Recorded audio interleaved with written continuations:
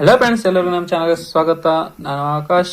ನಾವು ಈ ಪ್ರಾಬ್ಲಮ್ ಅಲ್ಲಿ ಮಾಡೋಕೆ ಬರ್ತಾ ಇದೀವಿ ಪ್ರೆಸೆಂಟ್ ವ್ಯಾಲ್ಯೂ ಪ್ರಾಬ್ಲಮ್ ಅನ್ನ. ಇದು ಬರೀ 2 ಮಾರ್ಕ್ಸ್ ಕೇಳ್ತಾರೆ.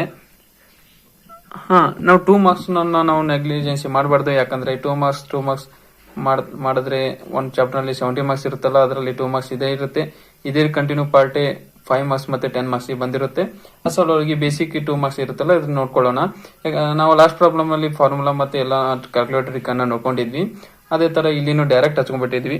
ಪ್ರೆಸೆಂಟ್ ವ್ಯಾಲ್ಯೂ ಹೇಗೆ ಕಂಡುಹಿಡಬೇಕಂದ್ರೆ, ಪ್ರೆಸೆಂಟ್ ವ್ಯಾಲ್ಯೂ ಫಾರ್ಮುಲಾ ಇದೆ. Present value equal to future value into discounting factor. ಇದನ್ನ ಇಟ್ಕೊಂಡು ನಾವು ಈ ಕಂಡೀಷನ್, ಈ ತಳಗಡೆ ಇದಾವಲ್ಲ, ಈ ಕಂಡೀಷನ್ ಗಳ ಮೇಲೆ ಪ್ರಾಬ್ಲಮ್ ಅನ್ನ ಮಾಡೋಣ. ಈಗ ನಾವು 5 ವರ್ಷ ಆದ್ಮೇಲೆ ಒಬ್ಬರ ಹತ್ತ 8,000 ಅಂದ್ರೆ 8,000 ರುಪೀಸ್ ಇಸ್ಕೊಳ್ಳುತ್ತಿರುತ್ತೆ. ಅದನ್ನ 12% ಪರ್ ಎನಮ್ ನಲ್ಲಿ ನಾವು ದುಡ್ಡು ಕೊಟ್ಟಿರ್ತೀವಿ ಅವರಿಗೆ. ಅದ್ರದ್ದು ಪ್ರೆಸೆಂಟ್ ವ್ಯಾಲ್ಯೂ ಎಷ್ಟಿದೆ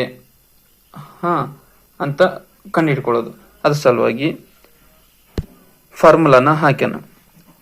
present value equal to FE into discounting factor. Present value ಈಗ 8,000 ಫ್ಯೂಚರ್ ಅಲ್ಲಿ ಕೊಟ್ಟಿದ್ದಾರೆ. ಯಾಕಂದ್ರೆ ಇಸ್ಕೊಳ್ಳೋದಿರುತ್ತೆ, ಮುಂದೆ ನಮಗೆ 8,000 ರೂಪಾಯಿ ಇಸ್ಕೊಳ್ಳೋದಿರುತ್ತೆ. ಅದು ಡಿಸ್ಕೌಂಟಿಂಗ್ ಫ್ಯಾಕ್ಟರ್ ಎಷ್ಟಾಗುತ್ತೆ ನೋಡ್ಕೊಳ್ಳಿ. ಡಿಸ್ಕೌಂಟಿಂಗ್ ಫ್ಯಾಕ್ಟರ್ ಎಷ್ಟಾಗುತ್ತೆ ಅಂತ ನೋಡ್ಕೊಳ್ಳೋಕೆ ಏನ್ ಮಾಡಬೇಕು, ಈ ತರ ಮಾಡ್ಕೋಬೇಕು. ನೋಡ್ಕೊಳ್ಳಿ, 1 ಪ್ಲಸ್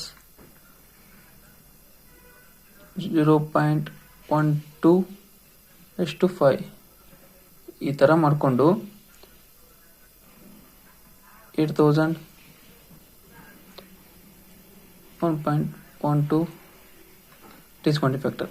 ಈ 1.12 ಡಿಸ್ಕೌಂಟಿಂಗ್ ಫ್ಯಾಕ್ಟರ್ ಬಂದ್ಬಿಟ್ಟು 8,000 ಇಂಟು 0.567. ಡಿಸ್ಕೌಂಟಿಂಗ್ ಫ್ಯಾಕ್ಟರ್ ಹೇಗೆ ಕಡಿಬೇಕು ಮತ್ತೆ ಕಾಂಪೌಂಡಿಂಗ್ ಫ್ಯಾಕ್ಟರ್ ಹೆಂಗೆ ಕಂಡುಹಿಡಬೇಕು ಅನ್ನೋದು ನಾವು ಆಲ್ರೆಡಿ ನೋಡಿದೀವಿ. ಅಸಲುವಾಗಿ 8,000 ಇಂಟು 0.567 ಮಲ್ಟಿಫಿಕೇಶನ್ ಮಾಡಿದ್ರೆ 4,536 ಬರುತ್ತೆ. ಪ್ರೆಸೆಂಟ್ ವ್ಯಾಲ್ಯೂ ಬಂದ್ಬಿಟ್ಟು 4,536. ಇದನ್ನ 5 ಇಯರ್ ನಲ್ಲಿ ಕಂಪೌಂಡ್ ಮಾಡಿದ್ರೆ ಅದು 8,000 ಬರುತ್ತೆ. ಅದು ಡಿಸ್ಕೌಂಟಿಂಗ್ ಮಾಡಿದ್ರೆ 4,536 ಬರುತ್ತೆ. ಇಷ್ಟೇ ಇರೋದು ನಮ್ಮ ವಿಡಿಯೋದಲ್ಲಿ. Thank you.